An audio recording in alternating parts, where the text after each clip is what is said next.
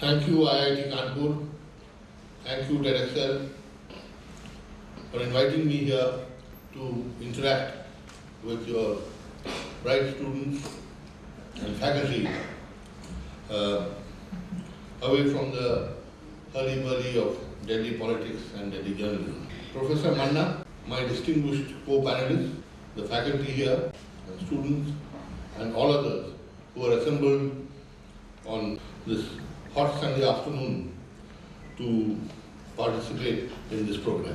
See, we're just being told about the outliers and the kind of role that IIT has played and will play in the future in the sphere of engineering and mechanics. But I want to comment that in my somewhat infrequent but nevertheless visits to IIT Kanpur, I have found that students here, the faculty here, are not only leaders in the engineering field, I think many of them are thought leaders too.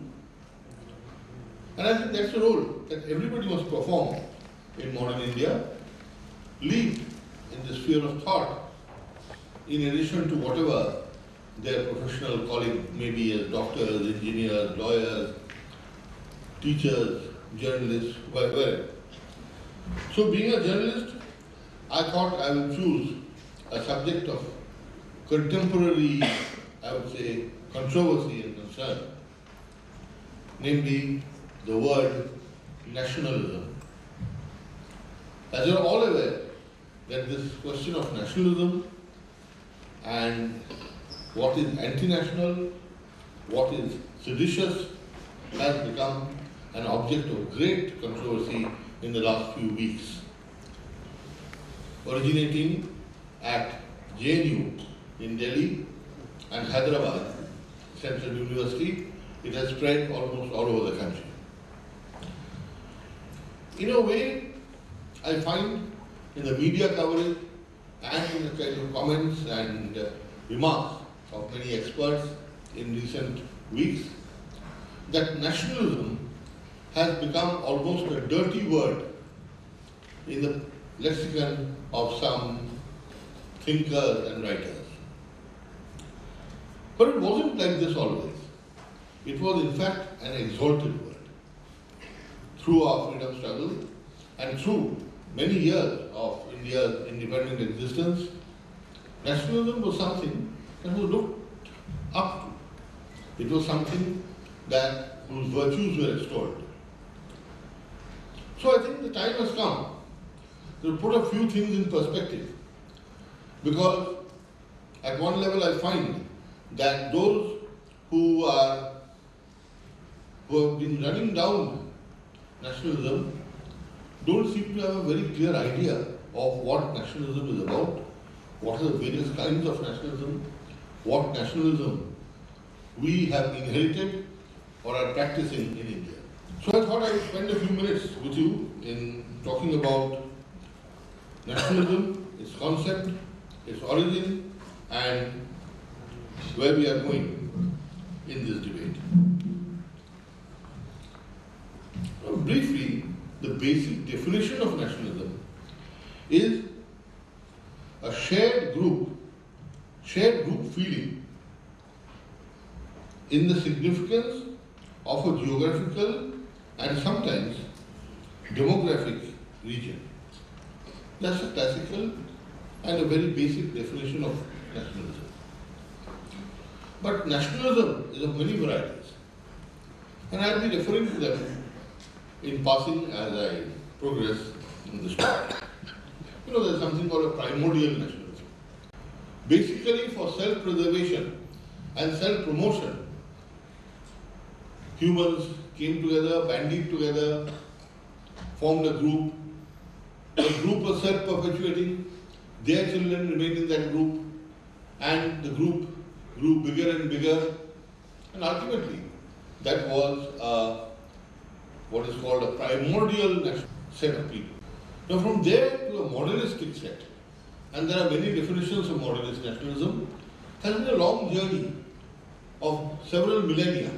The point I would like to emphasize here is that much as many may today deride Indian nationalism and say that nationalism has no relevance in the modern context in India, the fact is that no nation can do without a self-belief, a belief in itself. Whether that nation is following the right policy or wrong policy, or whether you approve of that policy or you don't approve of the policy, self-belief and conviction, the collective conviction, is essential for a country to survive and prosper. And this, I think, is very important to understand for those who today seem to be somehow very angry or annoyed with government policies in India. And here, a very important distinction between nation and state needs to be made. A nation is not an administrative entity. Nation is a cultural entity, it is a civilizational entity, it can be there even without a state. There are many in this world today who are fighting for independence and their own self-government. They want to create a state of their own because they say they are already a nation wanting to emerge as a state. Now in India, for instance, if you look at Indian nationalism, India has been a nation, in my opinion, from times immemorial. And there is enough proof of it in our texts, in our mantras, and various ancient literature. Now take the one shloka from the Vishnu Puran written about 700 years ago. Uttaranyat samudrasya himadreshcheva dakshinam varshatada bharat nam bharati yatra santati. I myself not very familiar with Sanskrit, and maybe many of you here aren't, so I'll just translate.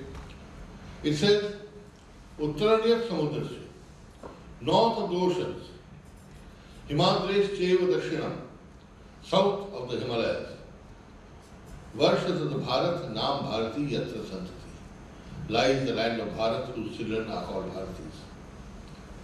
So you see, a concept, maybe a rudimentary concept, of a geographical entity called India existed hundreds of years ago.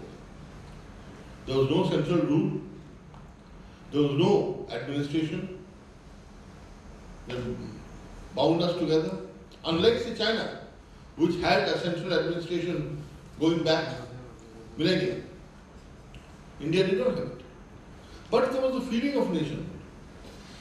And this is elaborated time and again, over and over, in many writings of scholars, poets, academics, even Pandit Jawaharlal Nehru, who was a product of Allahabad to begin with. In the discovery of India, Jawaharlal Nehru writes that there is a silken bond which ties India together. He says it cannot be defined, but it's there. He is talking about the faith people have in certain symbols of this country which they believe in so deeply. And this, to explain the silken bond, he refers to the fact that thousands of years ago, people from the deep south, in what is today Tamil Nadu, used to walk from the deep south to Varanasi to offer prayers at the Kashi Vishwanath temple. And he asked, why is it? Why do they do it? There are temples near their homes. Gods can be worshipped anywhere. There's no reason to worship only a particular temple. But he says that is the bond. That Varanasi is a sacred seat of religion and of culture, and so people would want to go there, take a holy dip in the Ganga, a river which also they worshipped, offer prayers and return to their homestead. In our old shlokas and mantras, when you go home and some ritual is taking place, you will find references to all the major rivers of India. Ganga, Yamuna, Saraswati, Brahmaputra, all rivers are mentioned.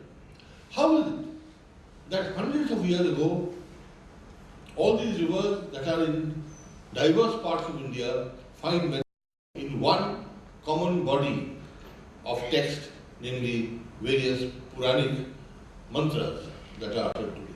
What I'm trying to say is that the entity of India, the geographical, spiritual, civilizational entity of India was known to people and recognized as such hundreds of years. This is despite the divergence of language, divergence of rituals, and even, as you know, Hinduism is such a diverse religion that there is no common way of worship, there are no common rituals, and in spite of that, it was all known and there was some connecting bond. Now, therefore, there was this nation, which is a cultural and civilizational entity, which predates India as a modern nation state. Now, in some other cases, not so. China, I just referred to. China was a nation state much before India and many other countries emerged. They were a nation as well as a state. Now, recently, for instance, in East Timor and Papua New Guinea, as you may be aware, they ultimately gained independence from Indonesia, which in turn had gained independence from the Dutch. So you see, and here in our own subcontinent, we have seen the emergence of Bangladesh, because the Bengalis of East Pakistan felt they were a nation and they needed their rights to statehood, and they wanted to form a state. And that spelled the death knell of the two-nation theory. So states are still evolving, but nations have been in existence for long. And India is one of those nations which has existed for a long, long time, centuries, millennia and more. Therefore, I am trying to plead with those who have been arguing against Indian nationalism and have made it a dirty word, saying that it is jingoism. It is something that should be given up in the modern day and age. I say you cannot wipe away history. You cannot wipe out civilization. It exists, whether you like it or not. So you must understand that there is a distinction between the nation and the state. In a modern democracy, you can go against the state.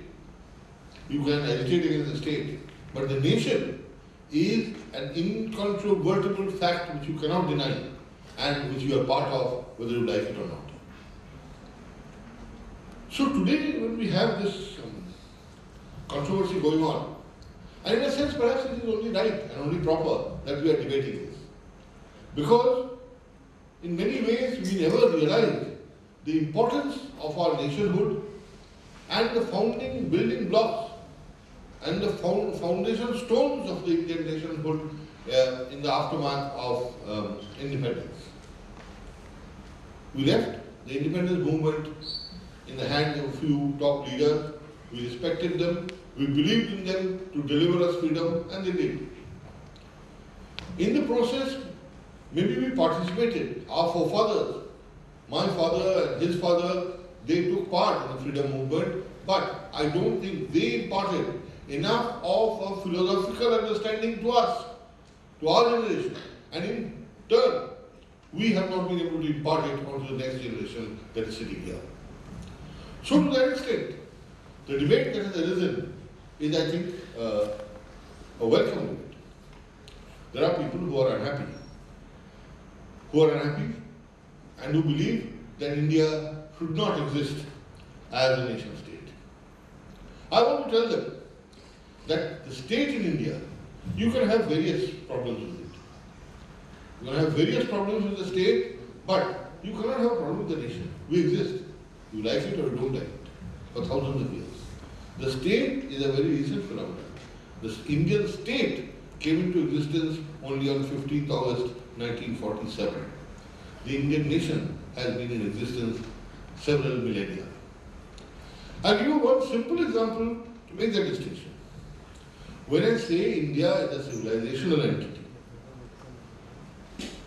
you see, therefore, this ode to the motherland, which also unfortunately has become a controversial issue today, but I'm not going to go into that one slogan whether it should be sung and must be sung, etc.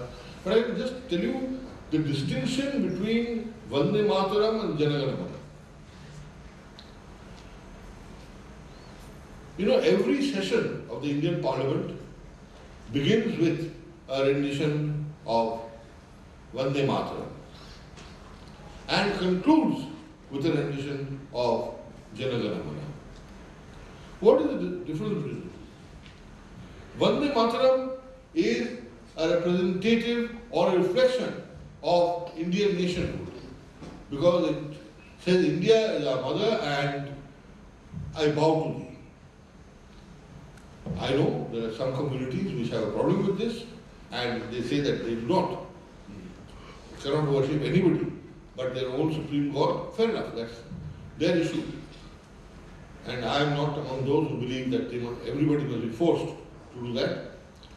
But it should come from within. But Vande Mataram is symbolic of the nation. Jana Gana Mana, being our national anthem, is symbolic of the